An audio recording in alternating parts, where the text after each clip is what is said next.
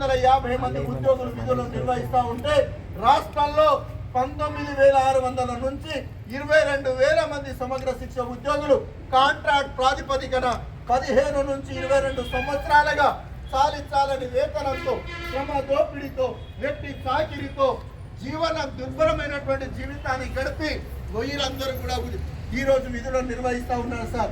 అందులో MRC, CRC అంటే మండల విద్యా వనరుల కేంద్రం, కాంప్లెక్స్ స్థాయి పాఠశాల స్థాయిలో KGBV, URS, model school, DPO staff sir ఈ విధంగా వివిధ హోదాలలో పనిచేస్తూ ఉన్నారు సార్.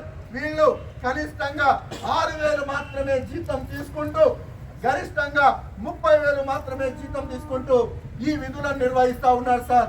వీళ్ళ కనుక ఎవరు లేకపోతే విద్యా వ్యవస్థ అనేది కుంటు పడుతుంది సార్. కేజీబీవీలో 1 లక్ష దాదాపుగా సుమారు లక్షల మంది విద్యార్థులు వారు విద్యాభ్యాసాన్ని చేస్తూ ఉన్నారు సార్. 28 రోజులుగా మేము శాంతియుతంగా ఈ సమ్మెలో పూనుకోవడం జరిగింది రాష్ట్ర వ్యాప్తంగా. ఆ రోజు నుంచి లక్షలాది మంది విద్యార్థులు విద్యకు నోచుకోకుండా వ్యవస్థ మొత్తం కుంటుబడింది. ఆ దిశగా మా హక్కుల సాధన కోసం గౌరవ ముఖ్యమంత్రి రేవంత్ రెడ్డి గారు మా దీక్ష శిబిరానికి వచ్చి మేము అధికారంలో రాగానే 100 రోజుల్లో మిమ్మల్ని ఒక్క సంతకంతో రెగ్యులర్ చేస్తామనే మాట చెప్పడంతో మేము ఆశాభావంగా మేము దినదినగండంగా మేము పూర్తి స్థాయిలో సానుకూల దృక్పథంతో నేను వెయిట్ చేశాం సార్. అయినా సత్ఫలితాలు రాకపోవడంతో గత్యంతరం లేని పరిస్థితిలో ఇన్ని వందల మంది రాష్ట్ర వ్యాప్తంగా 20,000 మంది ఉద్యోగులు వారి ఉద్యోగాలను జీతాలను త్యాగం చేసి సమ్మెలో పాల్గొన్నారు సార్. అందులో భాగంగానే మేము మిమ్మల్ని ఒకటే విజ్ఞప్తి చేస్తా ఉన్నాం.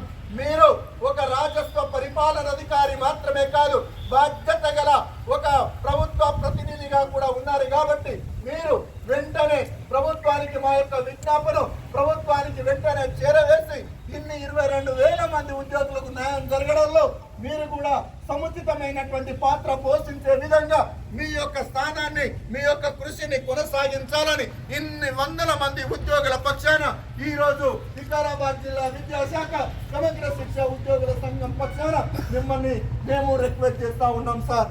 ధన్యవాదాలు.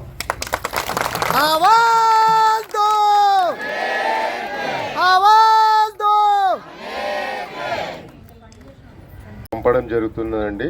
దానిపై వారు కూడా ప్రభుత్వానికి పంపడం జరుగుతుంది. కాబట్టి ఈ నివేదికని ఇప్పుడు కలెక్టర్ గారు పంపిస్తున్నారండి. ధన్యవాదాలు.